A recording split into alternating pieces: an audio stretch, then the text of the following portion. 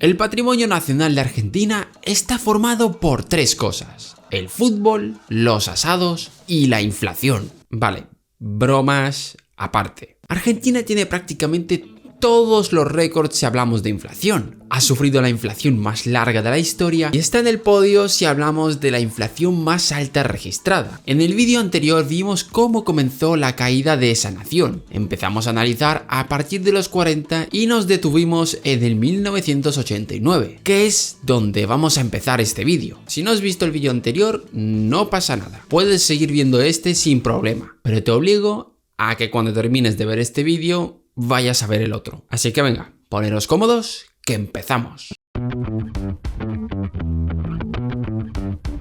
Anteriormente habíamos explicado cómo evolucionó la espiral inflacionaria en Argentina, desde el periodo que siguió a la Segunda Guerra Mundial hasta los inicios de la década de los 80. Se realizaron multitud de políticas, pero fueron ineficaces. Al gobierno dinero le faltaba, pero ideas para planes nuevos no. En el 89 se ideó el nuevo Plan W, un plan mediante el cual se trató de estabilizar los precios internos mediante la reducción de desequilibrios externos y fiscales, incluyendo subidas en las tarifas públicas y combustibles y una fuerte devaluación del austral. Todo esto no sirvió de mucho, pero el gobierno no se rindió y, como os podéis imaginar, ideó un nuevo plan, el Plan Bonex.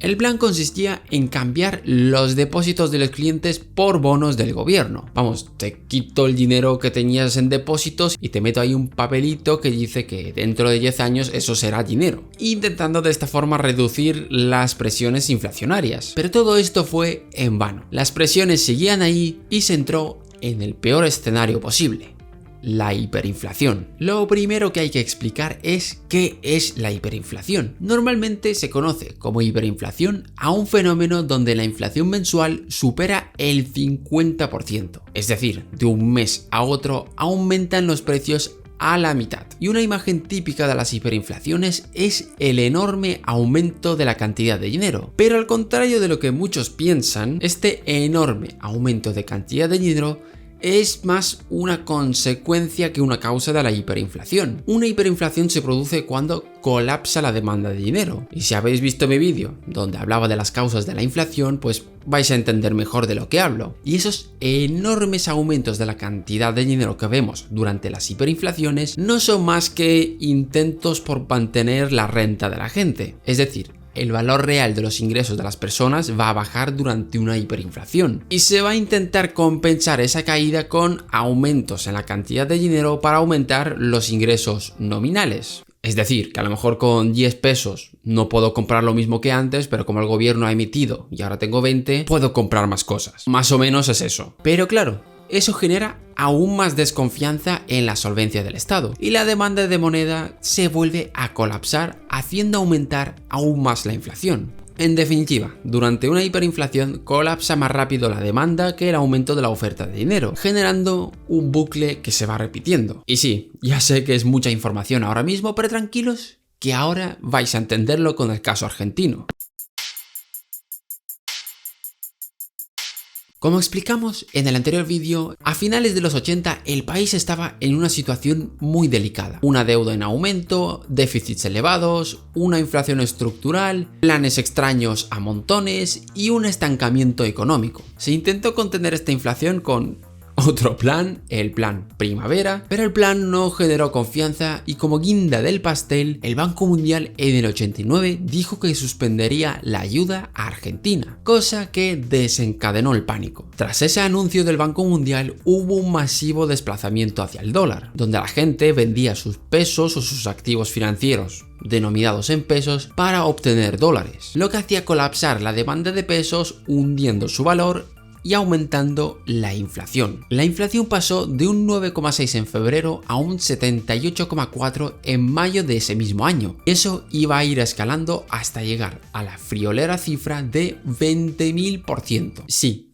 habéis oído bien, 20.000. Un 20 y 3 ceros detrás. Esto produjo un enorme colapso, un aumento de la deuda interna y una enorme caída de ingresos. Recordad el efecto rezago que comentaba en el vídeo de las causas de inflación. El gobierno, desesperado frente a esta situación, puso en práctica un experimento un tanto radical, la conocida como caja de conversión.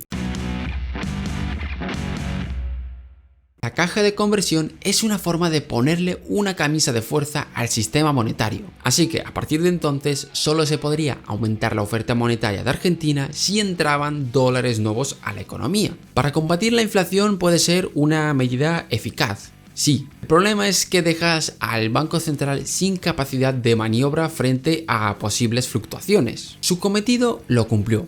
La inflación cayó de un 1.344% en el 1990 a un 0% en el 95. Durante la década de los 90 la economía argentina se estabilizó y creció a una tasa constante del 6% anual. Salió casi ilesa de la crisis del tequila en el 94 y a nivel social estas reformas también tuvieron relativo éxito. El desempleo disminuyó a medida que las empresas extranjeras ampliaran sus servicios y los argentinos, llenos de dólares, viajaron, compraron propiedades e impulsaron el consumo. Sin embargo, esta solución no cubría los problemas de fondo de la economía argentina y poco a poco iban a volver a salir.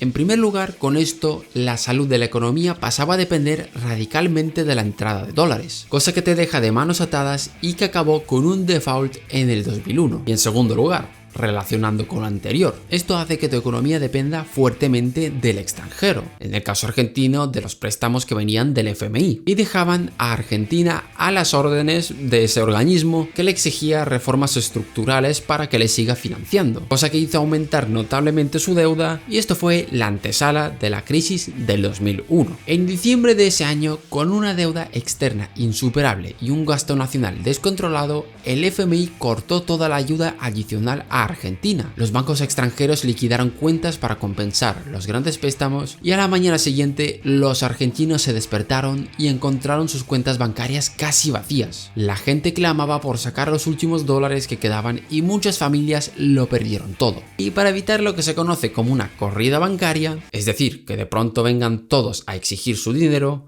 que como bien sabéis los seguidores de este canal, los bancos no tienen en depósito todo el dinero que deben, dejo un vídeo en la descripción para que podáis ahondar en esta cuestión. Pero bueno, volviendo al tema, ¿qué creéis que hizo el gobierno para tratar de solucionar este problema? Exactamente, idear un nuevo plan, el Plan Corralito.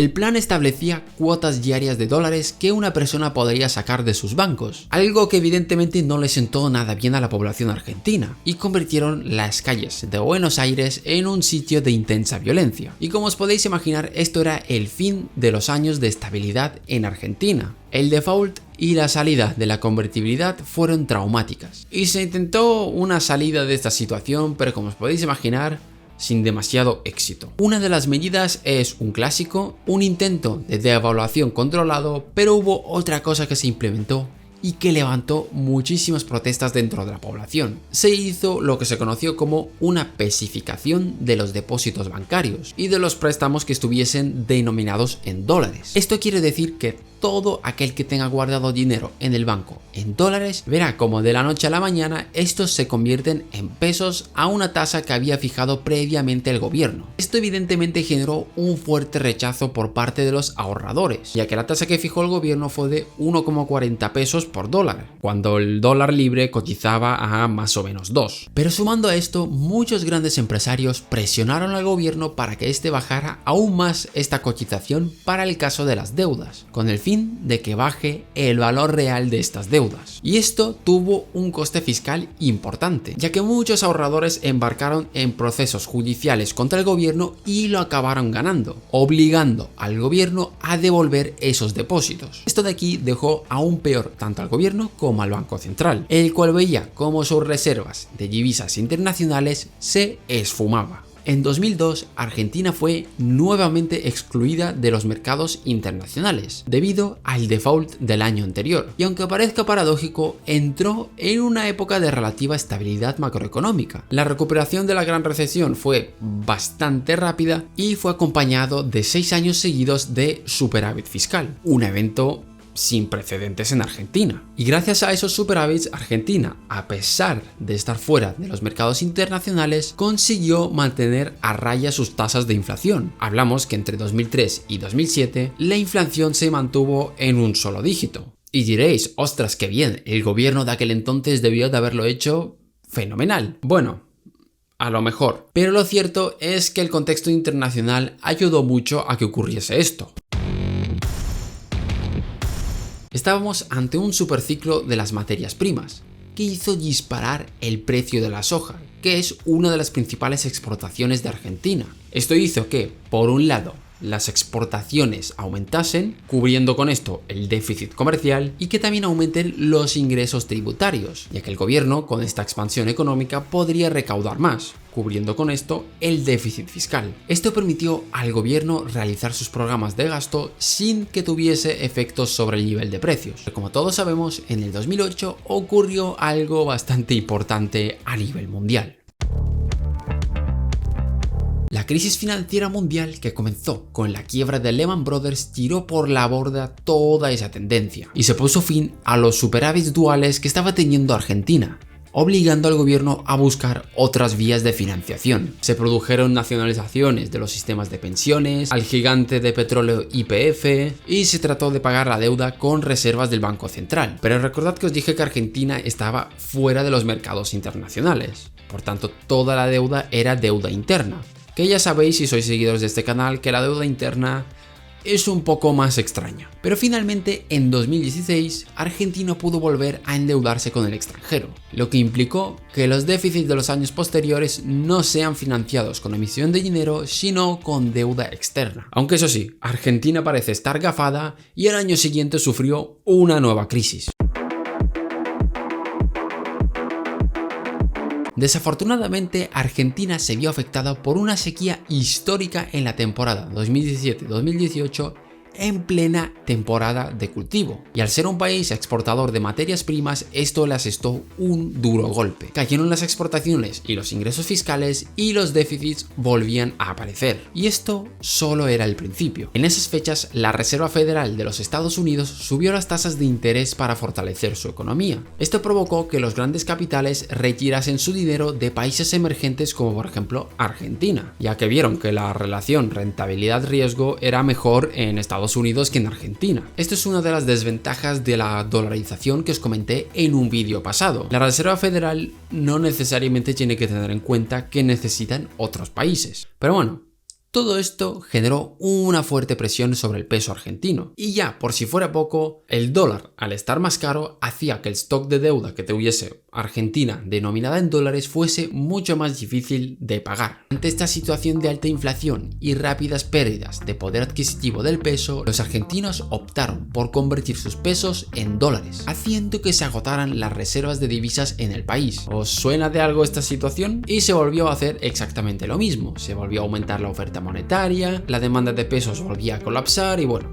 entrábamos otra vez en ese bucle que ya estaba convirtiéndose en una maldición para Argentina. Entre este vídeo y el anterior hemos cubierto las etapas más importantes de la historia de la inflación en Argentina. Pero ahora quiero plantearos una pregunta cuya respuesta puede tener un fuerte interés didáctico. ¿Por qué Argentina sufrió unas tasas de inflación tan altas con esos déficits y las expansiones monetarias y la Unión Europea no? A esta pregunta le vamos a dedicar lo que queda de este vídeo, ya que nos puede ayudar a entender con mayor profundidad las causas de la inflación en Argentina.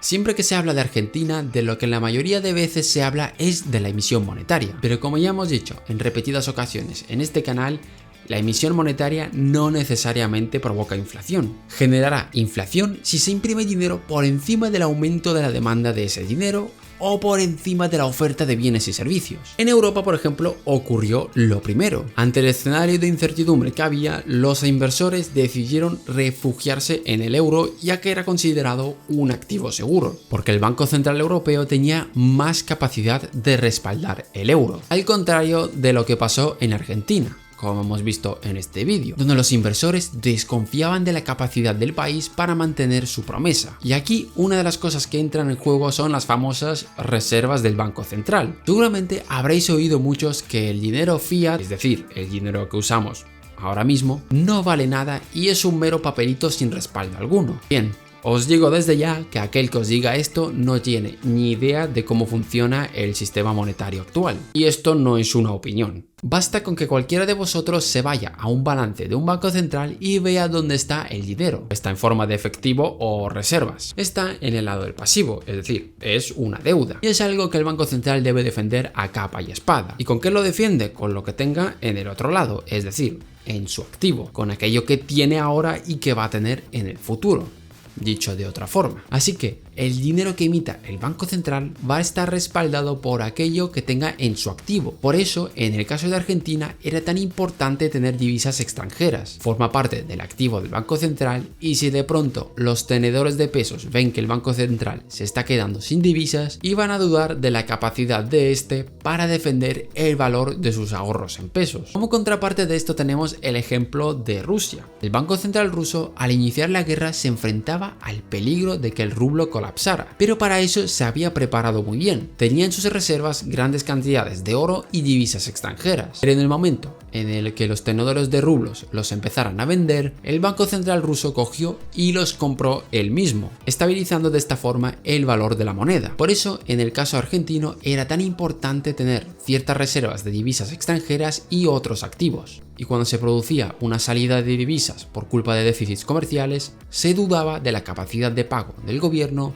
y empezaban a vender sus pesos. También es importante hablar de los déficits fiscales. Estos juegan un papel importante a la hora de hablar de la estabilidad de la moneda. La recaudación fiscal es parte del activo del Banco Central, ya que es algo que tiene, o mejor dicho, es algo que tendrá. Así que si hay déficits fiscales, se va a deteriorar la credibilidad del gobierno. Y si el gobierno tuviese la capacidad de mantener en su balance activos de cierta calidad, podría ampliar la oferta monetaria sin inflación. Y hasta aquí el vídeo de hoy. Espero que os hayan gustado estos dos capítulos hablando del tema de Argentina. Dejadme en los comentarios qué os ha parecido. Gracias por verme una vez más y nos vemos en el próximo vídeo.